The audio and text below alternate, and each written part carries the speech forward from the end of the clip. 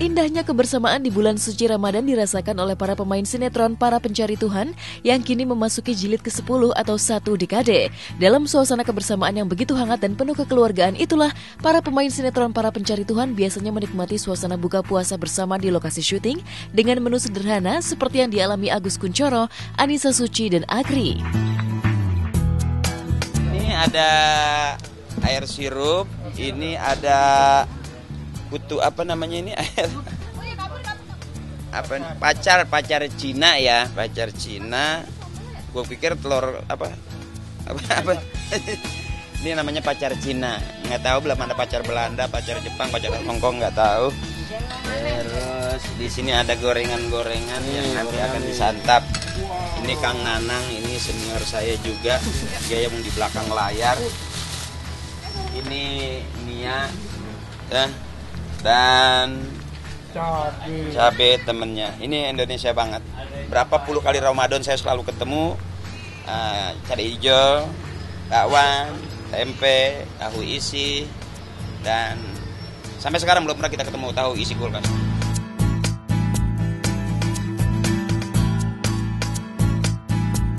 Ini ada Mas Agus Kuncoro, ada Mbak Anissa Suci yang jadi istri saya.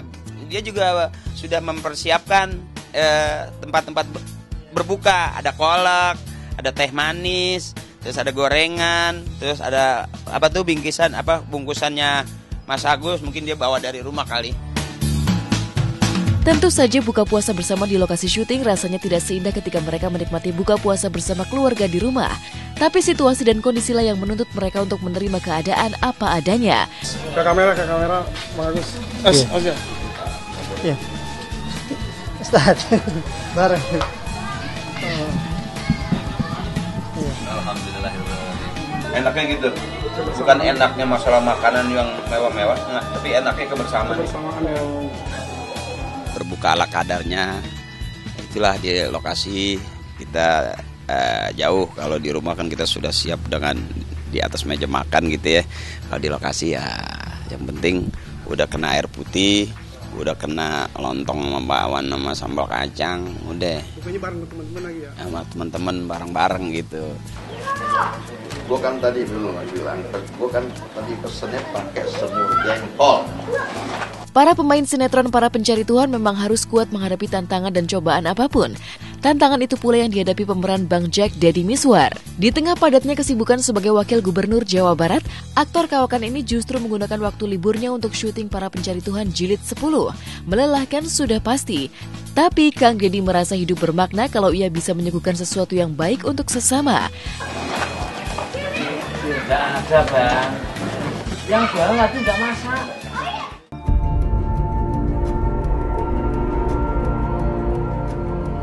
Tapi yang dialami Saskia Adiameka tampaknya lebih rumit. Fokusnya dalam menjalani syuting sinetron Para Pencari Tuhan jilid 10 dan menunaikan ibadah puasa sedikit terganggu karena kala buah hatinya mengalami tragedi menyedihkan, jatuh dari kursi hingga kepalanya benjol dan luka. Menyusul kejadian itu, Kala tiba-tiba diterjang demam hingga Saskia harus membawanya ke UGD. Beruntung Kala hanya dianjurkan untuk diobservasi selama 3 kali 24 jam.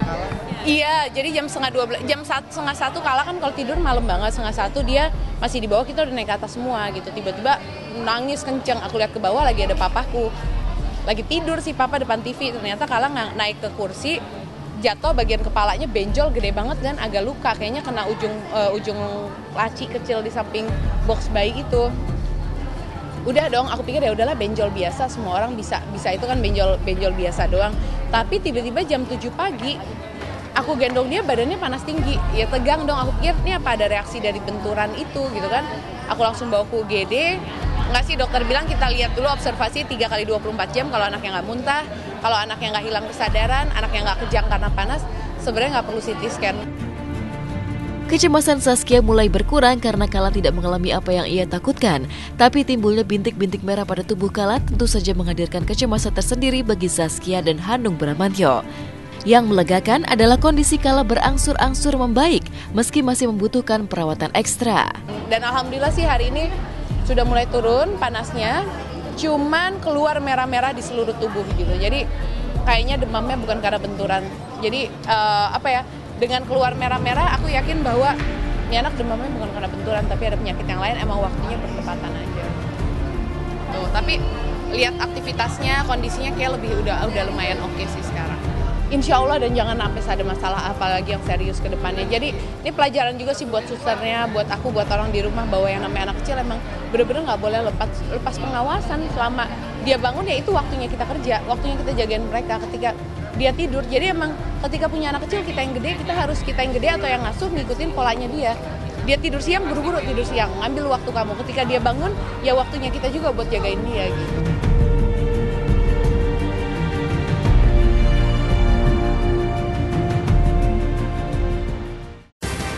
Ramadan menyisakan momen sendu bagi Syahrul Gunawan. Pasalnya setelah 10 tahun, baru di Ramadan kali ini Syahrul menjalaninya seorang diri tanpa istri dan anak-anaknya karena tengah menjalani proses sidang cerai. Seperti apakah potret sendu Ramadan Syahrul Gunawan? Benarkah Syahrul jadi sedih dan mempengaruhi ibadah puasanya? Simak berita yang akan kami rangkai dengan kabar dari Ali Syakib, tentunya setelah jeda komersial break yang berikut ini.